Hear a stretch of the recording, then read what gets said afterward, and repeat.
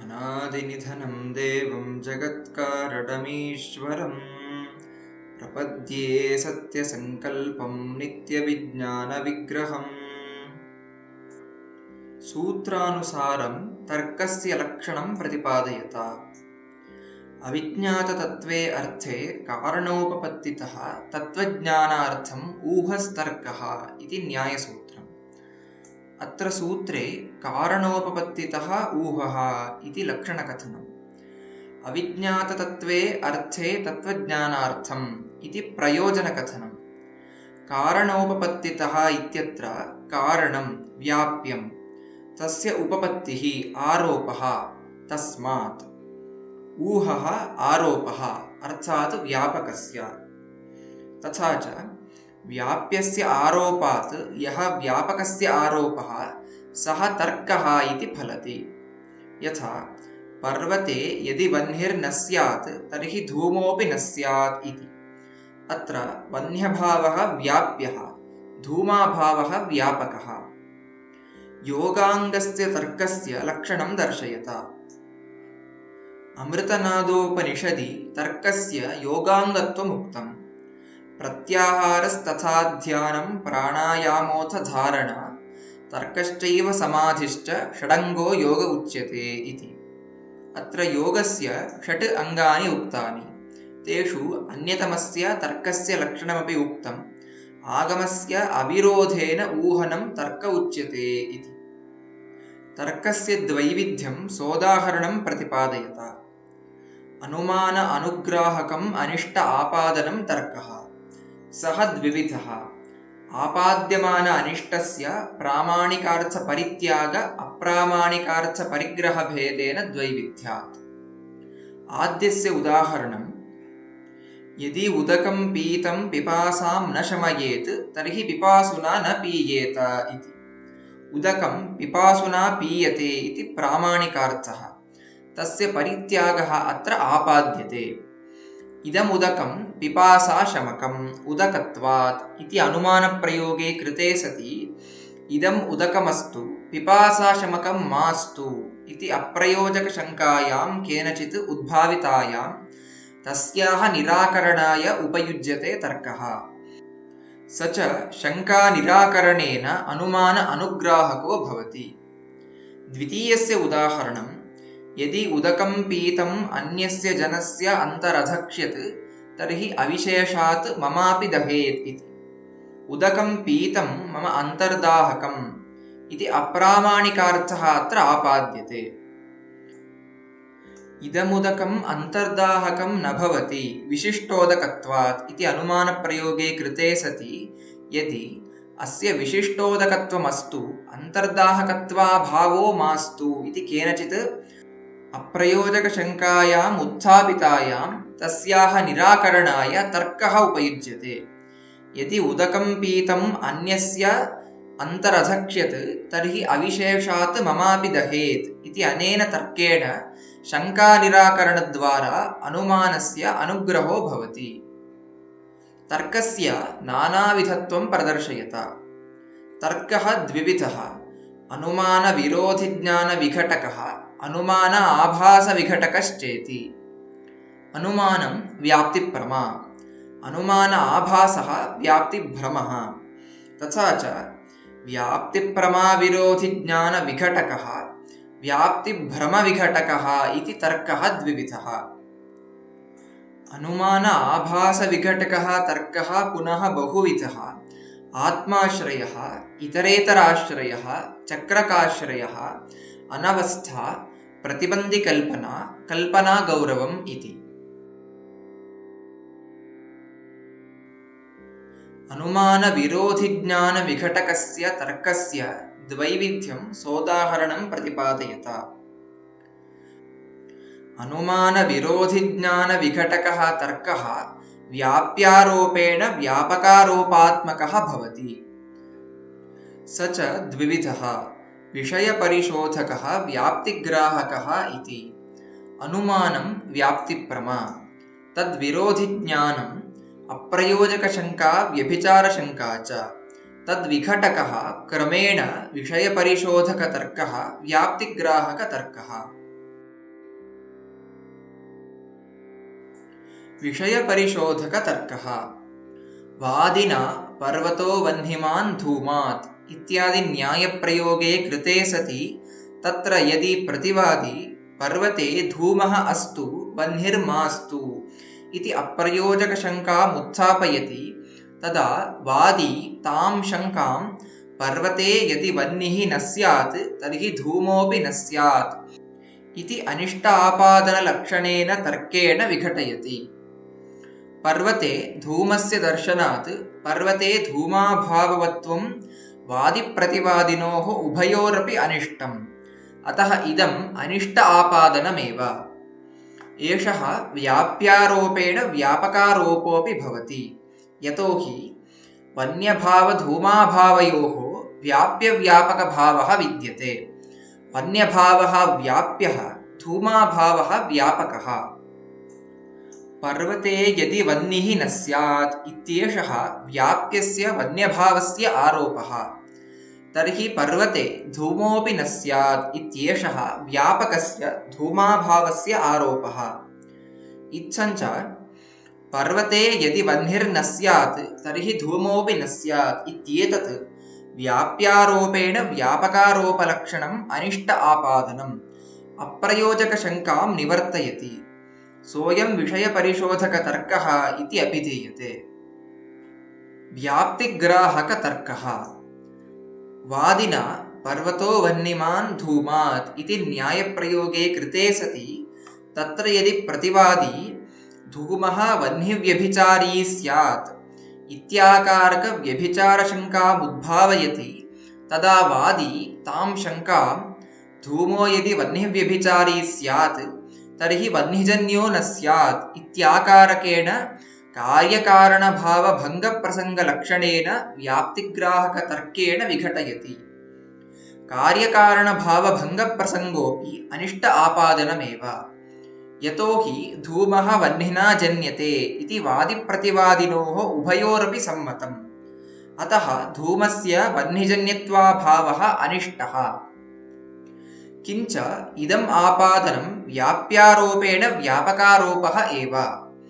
वह्निव्यभिचारित्वं व्याप्यं, वह्निजन्यत्वाभावः व्यापकः। पुनः प्रतिवादी यदि कारणं वह्निं विनापि कार्यं धूमः भवेत्, धूमः निर्हेतुकः एव किन्न भवेत् इति आशङ्कां यदि कुर्यात् तदा सा शङ्का व्याघातेन निवर्तनीया।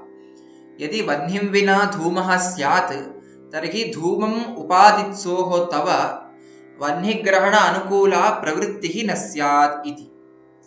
इत्थञ्च धूमो यदि वह्निव्यभिचारी स्यात् तर्हि वह्निजन्यो न स्यात् इत्याकारकः व्याप्तिग्राहकः व्याप्यारोपेण व्यापकारोपलक्षणः तर्कः व्यभिचारशङ्कां निवर्तयति। ततश्च अनुमानं निष्प्रत्यूहं प्रवर्तते। तर्कं प्रति किं कारणम्? तर्कं प्रति कार्यकारणभावः आपाद्यव्याप्य आपादकज्ञानञ्च कारणम्।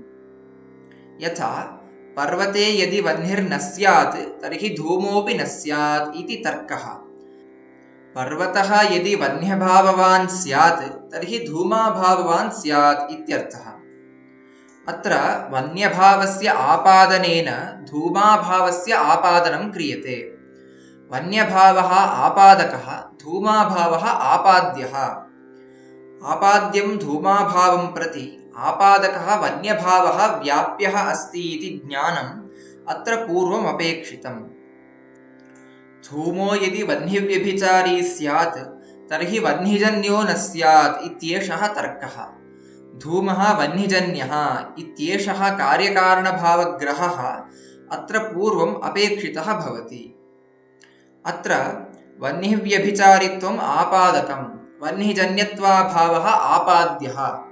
आपाद्यं वह्निजन्यत्वाभावं प्रति आपादकं वह्निव्यभिचारित्वं व्याप्यम् इति ज्ञानमपि अत्र पूर्वम् अपेक्षितं भवति। आत्माश्रयस्य द्वैविध्यं सोदाहरणम् उपवर्णयता। आत्माश्रयः स्वाधीनत्व आरोपः, सः द्विविधः, उत्पत्तौ ज्ञप्तौ च इति। उत्पत्तौ स्वाधीनत्व आरोपः यथा अदृष्टस्य उत्पत्तौ।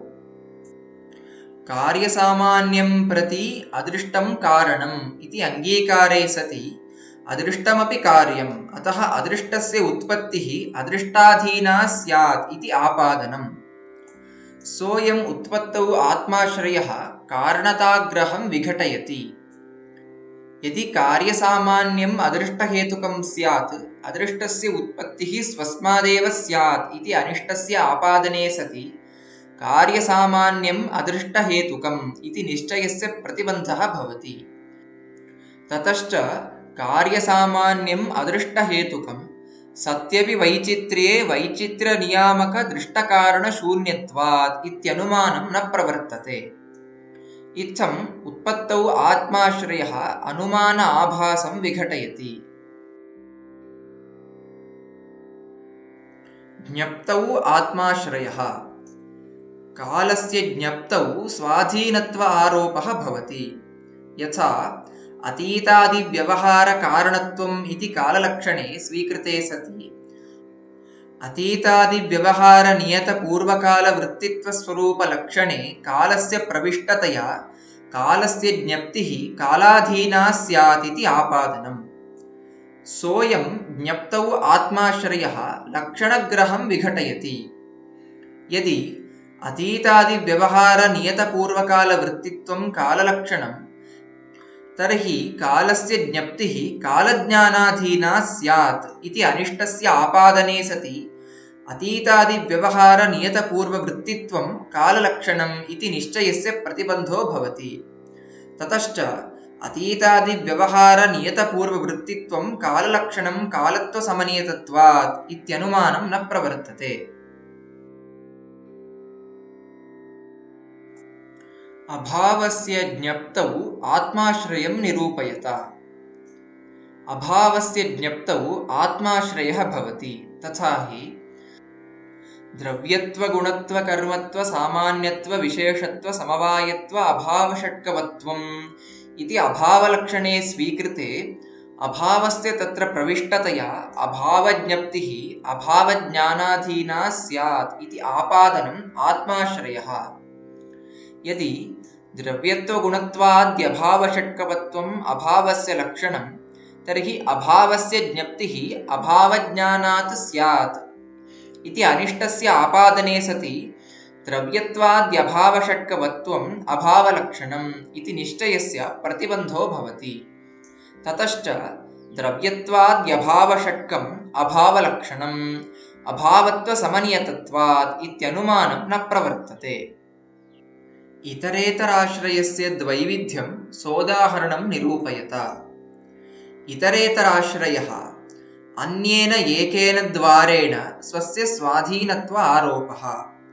सोऽपि द्विविधः उत्पत्तौ ज्ञप्तौ च इति। उत्पत्तौ इतरेतराश्रयः। यथा सुकृतस्य तपोयज्ञदानादेः आचरणे पुण्यं कारणं, पुण्यस्य उत्पत्तौ सुकृतस्य तपोयज्ञादेः आचरणं कारणम् इति अङ्गीकारे सति सुकृत आचरणस्य उत्पत्तौ पुण्येन द्वारा सुकृताचरणं कारणं स्यात् इति आपादनम्। सुकृताचरणे पुण्यं पुण्यस्य उत्पत्तौ सुकृताचरणं कारणं, तदा सुकृताचरणस्य उत्पत्तिः पुण्यद्वारा स्वस्मात् स्यात् इति अनिष्टापादने सति सुकृताचरणं पुण्यजन्यं पुण्यञ्च सुकृताचरणजन्यम् इति कार्यकारणभावग्रहस्य प्रतिबन्धो भवति। ततश्च कारणतानुमानं न प्रवर्तते।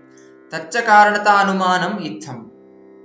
सुकृताचरणं पुण्यजन्यं सुखहेतुत्वे सति इष्टहेतुसमवधानेऽपि क्वचित् अनारभ्यमाणत्वात्, पुण्यं सुकृतजन्यं सुखसाक्षात्कारणत्वे सति सुखव्यवहितकारणसापेक्षत्वात् इति।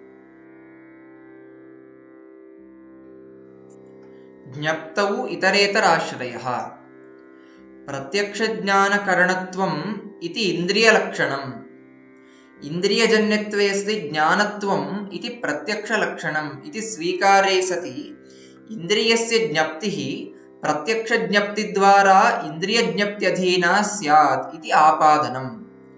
अनेन अनिष्ट आपादनेन प्रत्यक्षज्ञानकरणत्वम् इन्द्रियलक्षणम् इन्द्रियजन्यत्वे सति ज्ञानत्वं प्रत्यक्षलक्षणम् इति लक्षणग्रहस्य प्रतिबन्धो भवति। ततश्च लक्षणत्वसाध्यक अनुमानं न प्रवर्तते। तच्च अनुमानं प्रत्यक्षज्ञानकरणत्वम् इन्द्रियलक्षणम् इन्द्रियत्वसमनीयतत्वात् इति। इन्द्रियजन्यत्वे सति ज्ञानत्वं प्रत्यक्षलक्षणं प्रत्यक्षत्वसमनीयतत्वात् इति। प्रागभावस्य ज्ञप्तौ ध्वंसेन इतरेतराश्रयं निरूपयत। प्रागभावस्य ज्ञप्तौ ध्वंसेन इतरेतराश्रयो भवति। तथा हि ध्वंसप्रतियोगित्वे सति अभावत्वम् इति प्रागभावलक्षणम् प्रागभावप्रतियोगित्वे सति अभावत्वम् इति ध्वंसलक्षणम् इति स्वीकारे सति प्रागभावलक्षणे ध्वंसस्य प्रवेशात् ध्वंसलक्षणे प्रागभावस्य प्रवेशात् प्रागभावस्य ज्ञप्तिः ध्वंसज्ञप्तिद्वारा प्रागभावज्ञप्त्यधीना स्यात् इति आपादनम्। एवं ध्वंसस्य ज्ञप्तिः प्रागभावज्ञप्तिद्वारा ध्वंसज्ञप्त्यधीना स्यात् इति अन्योन्याश्रयः भवति। अत्र यदि ध्वंसप्रागभावौ निरुक्तलक्षणौ तदा प्रागभावज्ञप्तेः ध्वंसज्ञप्तिद्वारा स्वाधीनत्वं स्यात् ध्वंसज्ञप्तेश्च प्रागभावज्ञप्तिद्वारा स्वाधीनत्वं स्यात् इति अनिष्टस्य आपादने कृते ध्वंसप्रतियोगित्वे सति अभावत्वं प्रागभावस्य लक्षणम् प्रागभावप्रतियोगित्वे सति अभावत्वं ध्वंसलक्षणम् इति लक्षणग्रहस्य प्रतिबन्धो भवति। ततश्च लक्षणत्वसाध्यक अनुमानं न प्रवर्तते।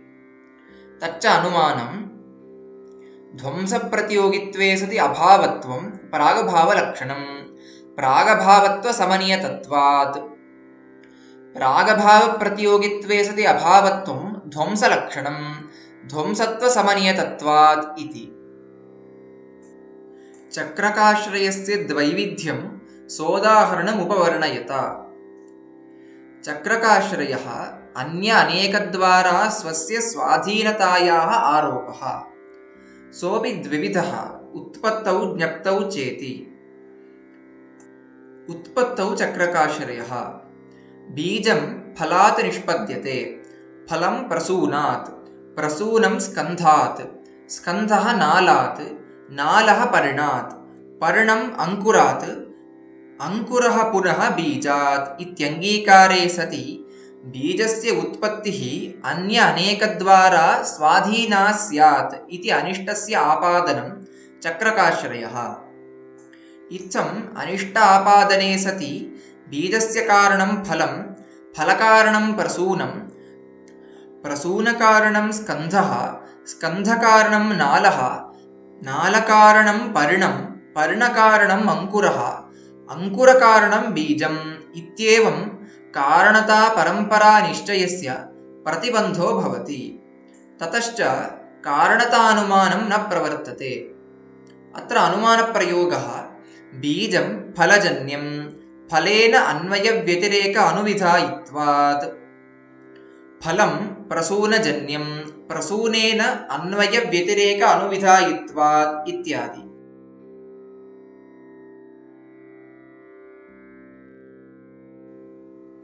ज्ञप्तौ चक्रकाश्रयः घ्राणग्राह्यत्वे सति गुणत्वम् इति गन्धलक्षणं पार्थिवत्वे सति इन्द्रियत्वम् इति घ्राणलक्षणं पृथिवीसमवेतत्वम् इति पार्थिवलक्षणं गन्धवत्वमिति पृथिवीलक्षणम् इति अङ्गीकारे सति गन्धस्य ज्ञप्तिः अन्य अनेकद्वारा स्वाधीना स्यात् इति अनिष्टस्य आपादनं चक्रकाश्रयः।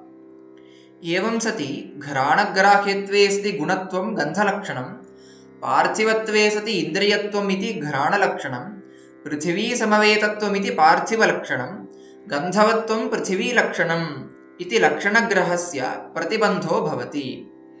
ततश्च लक्षणत्वसाध्यक अनुमानानि न प्रवर्तन्ते।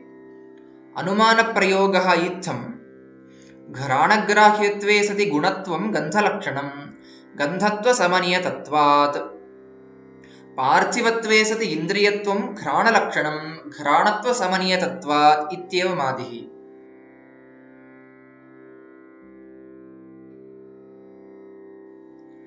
अनवस्था नाम का? तस्याः तर्करूपतां सोदाहरणम् उपवर्णयत। अनवस्था पदार्थकल्पनाधारायाः विश्रान्त्यभाव आपादनम्। यथा परमाणोः अवयवोपगमे तस्यापि अवयवः पुनः तस्यापि अवयवः इत्येवम् अवयवकल्पनाधारायाः विश्रान्तिरेव न स्यात् इति आपादनम्। अनेन अनिष्ट आपादनेन परमाणोः सावयवत्वसाध्यकम् अनुमानं निवर्तते। तच्च अनुमानं परमाणुः सावयवः अवयवत्वात् तन्तुवत् इति।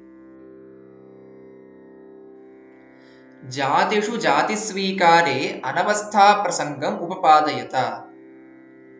जातिषु जातेः अङ्गीकारे जातिकल्पनाधारायाः विश्रान्तिरेव न स्यात् इति आपादनम् अनवस्था।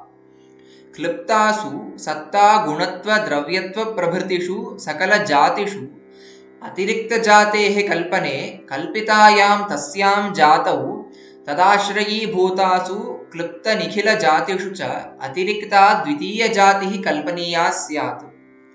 पुनः तस्यां कल्पितद्वितीयजातौ तदाश्रयीभूतासु प्रथमकल्पितजाति निखिलक्लृप्तजातिषु च तृतीया काचित् जातिः कल्पनीया स्यात्।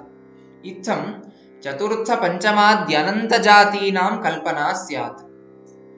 अस्य अनिष्टस्य आपादनेन जातिषु जातिसाधकम् अनुमानं निवर्तते। तच्च अनुमानं द्रव्यत्वगुणत्वादयः जातिमन्तः भावत्वे सति ऐन्द्रियकत्वे सति अनेकत्वात् घटपटादिवत् इति। प्रतिबन्धिकल्पना नाम का? सोदाहरणं प्रतिपादयत। प्रकृतयुक्तेः निराकरणाय तयैव युक्त्या अन्यत्र अनिष्ट आपादनं प्रतिबन्धिकल्पना। यथा अपेक्षाबुद्धेः द्वित्व अभिव्यञ्जकत्वमेव स्वीकुर्वन् पूर्वपक्षी युक्तिं दर्शयति। अयमेकः अयमेकः इत्याकारिकायाम् अपेक्षाबुद्धौ सत्याम् इमौ द्वौ इति द्वित्वप्रत्यक्षं जायते। अपेक्षाबुद्ध्याम् असत्यां द्वित्वप्रत्यक्षं न जायते इति अन्वयव्यतिरेकदर्शनात् अपेक्षाबुद्धिः द्वित्वप्रत्यक्षं प्रति कारणं न तु द्वित्वं प्रति कारणम् इति। अपेक्षाबुद्धेः उत्पादात् पूर्वमपि विद्यमानं द्वित्वम् अपेक्षाबुद्ध्या अभिव्यज्यते न तु जन्यते इति पूर्वपक्षस्य आशयः। अत्र अन्वयव्यतिरेकसहचाराभ्यां प्रत्यक्षकारणत्वमेव निश्चीयते इति पूर्वपक्षिसम्मतां युक्तिमादाय सिद्धान्ती अन्यत्र अनिष्टमापादयति। यदि अपेक्षाबुद्धिः द्वित्वप्रत्यक्षं प्रत्येव कारणं न तु द्वित्वं प्रति, तर्हि दण्डचक्रादयः घटप्रत्यक्षं प्रत्येव कारणानि स्युः न तु घटं प्रति इति। अनेन प्रतिबन्धिकल्पनेन दण्डचक्रादीनां घटं प्रत्येव कारणत्वं स्यात् इति अनिष्टापादनलक्षणेन अपेक्षाबुद्धेः द्वित्वप्रत्यक्षं प्रत्येव कारणत्वम् इति कारणतानिश्चयस्य प्रतिबन्धो भवति।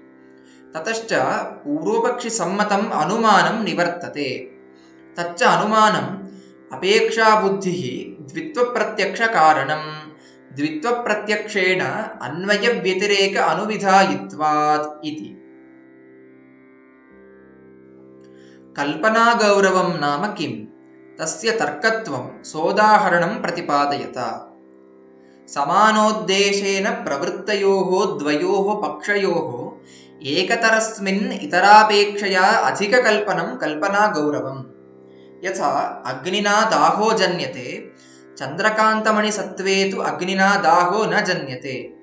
सूर्यकान्तमणिना सह चन्द्रकान्तमणिसत्त्वे पुनः अग्निना दाहो जन्यते इति प्रकृतस्थितिमुपपादयितुं द्विधा कल्पनं प्रवर्तते।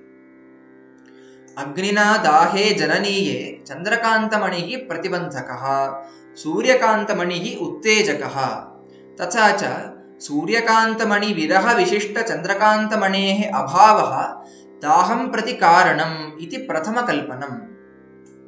सूर्यकान्तमण्यभावविशिष्टचन्द्रकान्तमण्यभावः दाहकारणम् दाहेन अन्वयव्यतिरेक अनुविधायित्वात् इति अनुमानप्रयोगः।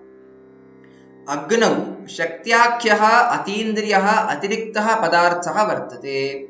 सः चन्द्रकान्तमणिना नाश्यते, सूर्यकान्तमणिना उत्पाद्यते। दाहं प्रति शक्तिमदग्निः कारणम् इति द्वितीयकल्पनम्।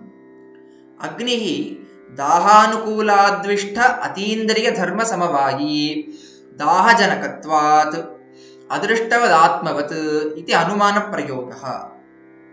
अत्र प्रथमकल्पापेक्षया द्वितीयकल्पे कल्पनाधिक्यं वर्तते, यतो हि अत्र अतीन्द्रियाणाम् अनन्तानां शक्त्याख्यपदार्थानां तदुत्पत्तिविनाशानां तत्कार्यकारणभावानां च कल्पना वर्तते।